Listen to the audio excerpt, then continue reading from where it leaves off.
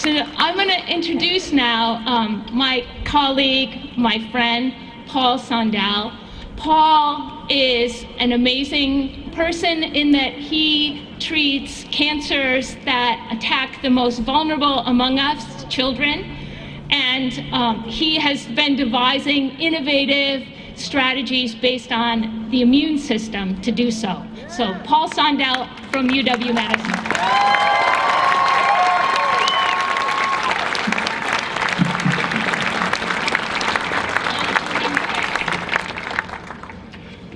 Louis Pasteur said, "Science knows no country because knowledge belongs to humanity and is the torch which illuminates the world."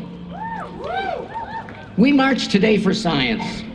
We each see every day how science has identified answers to previously unanswerable questions. In my work as a physician scientist, I focus on how science heals. The science of healing has helped virtually all of humanity. We've heard it already this afternoon. Smallpox, a plague-like devastating disease, killed 300 million people in the last century alone. Pioneering work by Edward Jenner in 1779 showed that vaccination could protect from smallpox.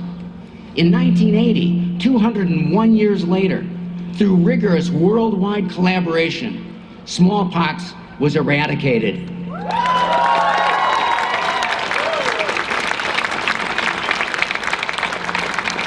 Bacterial infections, pneumonia, abscesses, so often fatal 100 years ago. Now with antibiotics, most of these are treated and controlled with oral medicines taken at home for a week. HIV, AIDS, an unexplained worldwide death sentence in the early 1980s, has caused 35 million deaths. Without treatment, AIDS was usually fatal within 2 years.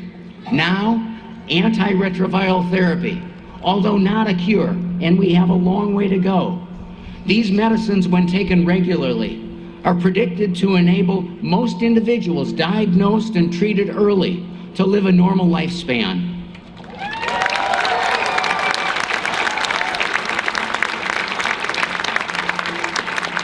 Countless other advances have extended the USA's average life expectancy from 47 years in 1900 to 79 years today.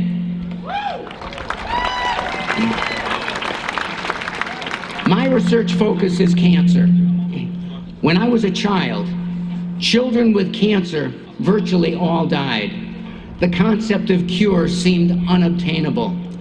Now in 2017, through applied science, we are curing over 80% of children diagnosed with cancer in the United States.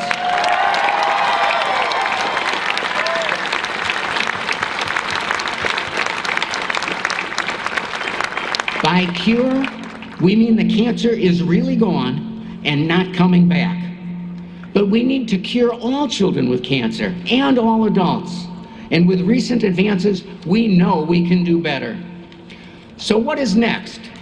In 2017, progress in genomics is already allowing early detection and more effective treatment of many conditions, from cystic fibrosis to familial cancers. The ability to create stem cells from cells in the skin is allowing creation in the laboratory of cells of any organ with real potential for applications in heart disease, diabetes, and neurologic disorders.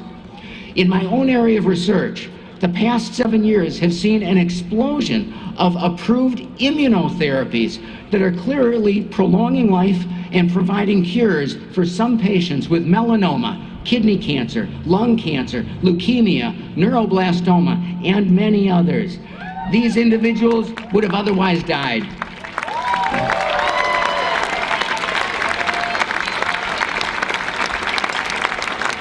New trials are testing combination immunotherapy approaches likely to provide really substantial further improvements. Patients with these diseases and their families don't have time to wait for slow research. Now is not the time to slow down.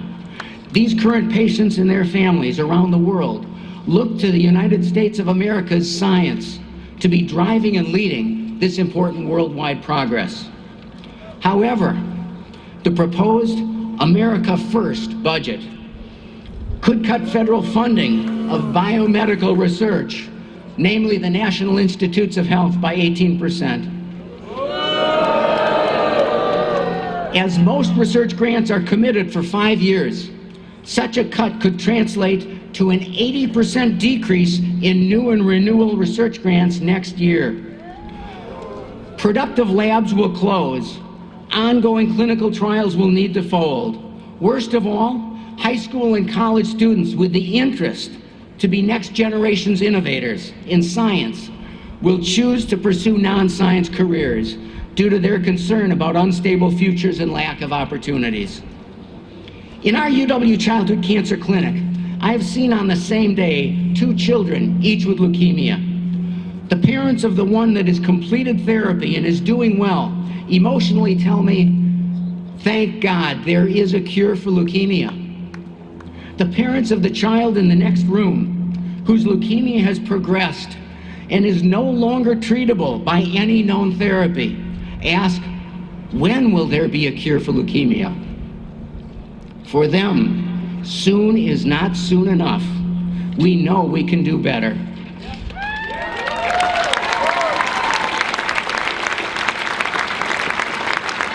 Science helps us all.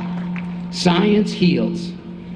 We must all work together to help our elected leaders look out for both the present and the future by enabling this healing and this progress to continue. We ask that you connect with your elected leaders and help them look out for the people of the United States and the world by supporting the science that the world is looking for us to pursue. Thank you.